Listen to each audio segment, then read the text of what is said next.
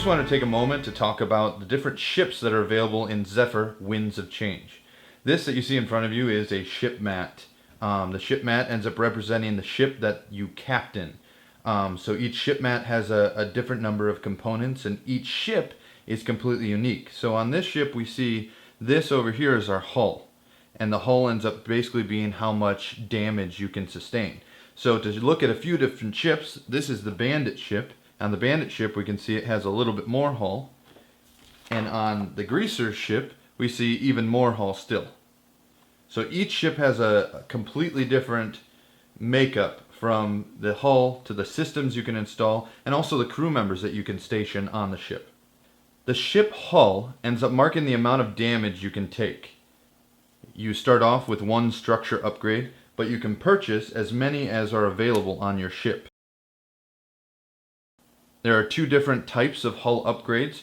The structure upgrades are the basic, more cheaper version, and the armor upgrades are more expensive. The difference being the armor upgrades will end up repairing each day, and the structure upgrades will only repair when you return to the hangar.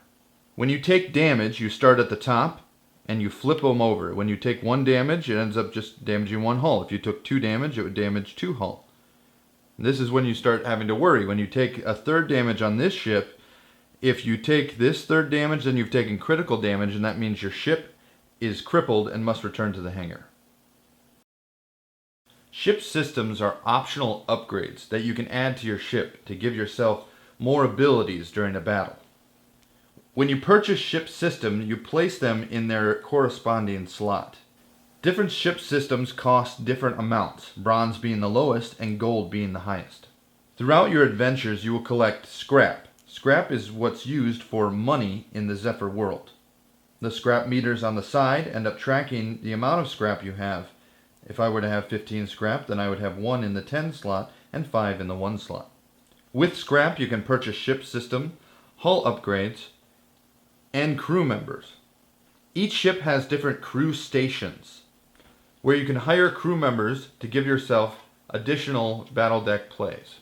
The last component of the ship is the ship ability, which gives you a unique power that you can use in or out of battle, depending on the ship. Thanks for taking the time to learn about the ships of Zephyr, and look for more videos to learn about Zephyr Winds of Change.